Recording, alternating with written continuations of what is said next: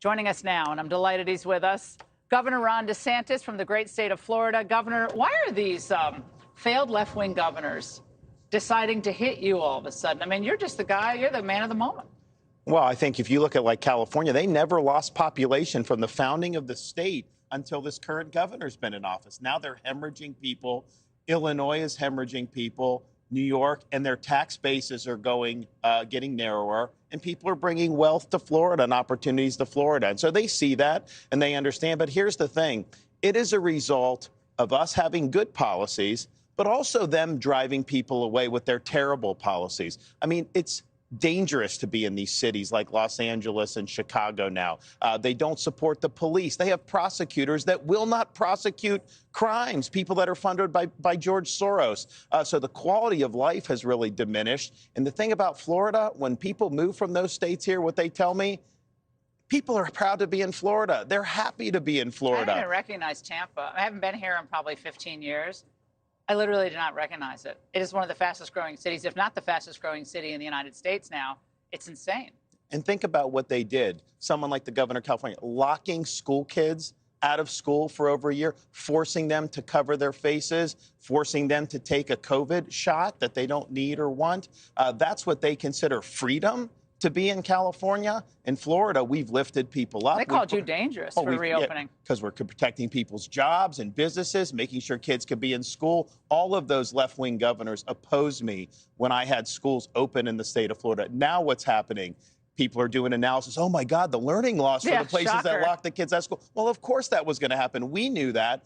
All of them were wrong on all of these issues. And here's the thing, Laura, even our worst critics, Pritzker himself, he sent his family to Florida. Doesn't he have a house here? Yes, he sent his family to Florida during the lockdowns. So while the people of Illinois are suffering under his petty tyranny, his family's down living in freedom in the state of Florida. So our worst critics somehow always find a way to be in Florida, whether that's AOC, whether that's these governors or mayors. And that tells you all you need to know. Given what you've seen of the three that I mentioned, so Hochul, Pritzker, and Newsom, who has done more damage to their state, do you think?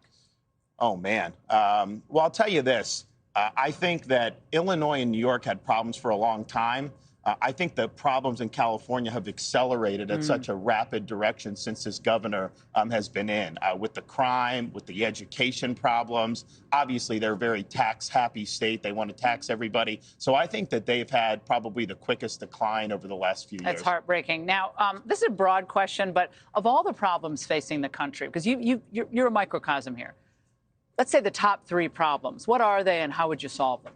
Well, I think clearly inflation, energy, far and away, are crippling American families. And if you think about it, Biden came into office. What did he do? He declared war on American energy. So somehow it's fine to beg for oil from Venezuela or fist pump Saudi Arabia, but he doesn't want oil here. Well, the result has been those energy costs have gone up. Yes, it hits people at the pump, but it permeates the entire economy. And then they printed trillions of dollars, and they were warned, not just by people like me who they're not going to listen to. There were liberal economists who worked for Bill Clinton, who worked for Obama, said, if you do this, you are going to spark an inflation. And so like you look at like Florida, you know, we have record budget surplus, no income tax, great job growth, labor force, all that. So we're getting the state policies right, but you have the Biden inflation that's really weighing people down. And so I think that by far are the top issues, everything connected with that. And the Strategic Petroleum Reserve, Biden once again crowed the other day. You guys think I'm anti-production. I'm not putting new oil into the system,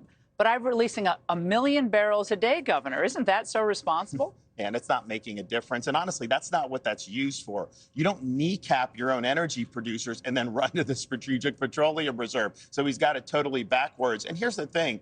He ran for president saying he was going to shut down oil and gas. I mean, he thinks that somehow you can run a modern economy on windmills. You can't do that. And so we have an opportunity to be energy independent in this country if we had the right policy.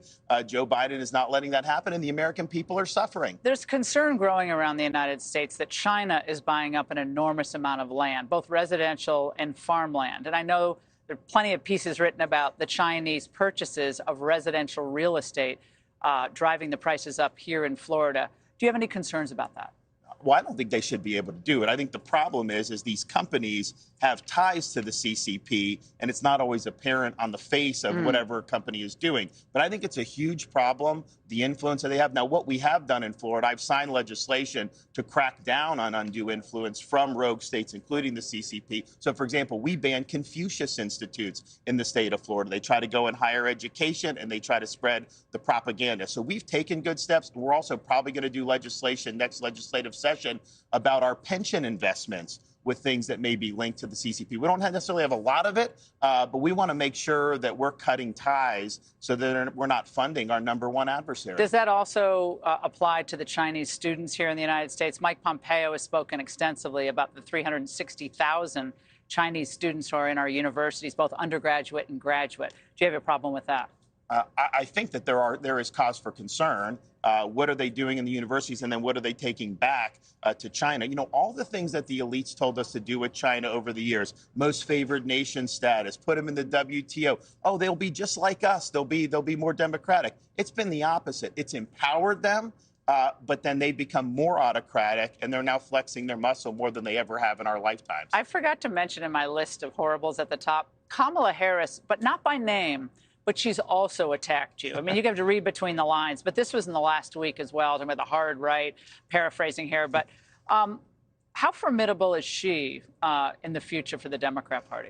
So here's the thing. I thought Biden picking her at first was like the worst decision ever because she's not great. But she's like the best impeachment insurance and 25th Amendment insurance anyone could have. Because as bad as Biden is, even though he can barely read the teleprompter, and as much as people disapprove of him, nobody wants Harris. And so they'd much rather stick with Biden floundering around than actually turn the wheels of power over to somebody that clearly is over her head. Lee Zeldin was attacked while campaigning yesterday with a man with like brass knuckles and daggers affixed to the knuckles. Could have been ugly, but it was kind of downplayed a little bit by the press. Wasn't really covered as it, it would have been if it were some kind of conservative activist attacking a Democrat. How concerned are you about violence against any politicians on campaign trails or at public events? Well, I was in Congress on the baseball team when the shooter shot Steve Scalise, and he would have shot the entire team if you didn't have Capitol Police. What are they trying to do with Brett Kavanaugh? You had somebody try to kill Brett Kavanaugh. They're still protesting at his house. Oh, I know. Now with Lee Zeldin, here's the thing. New York's soft on crime policies, what did they do with this guy? They released him. He's back out on the streets. I mean, you're in D.C. and you don't go to a subpoena for this kangaroo committee, you could end up in federal prison. But yet if you go and potentially assassinate a governor candidate, they just put you right back on the street. Very, very troubling. January 6th hearings are going to go into September. The country, doesn't even rank, I believe, in the top 10 of most Americans' concerns.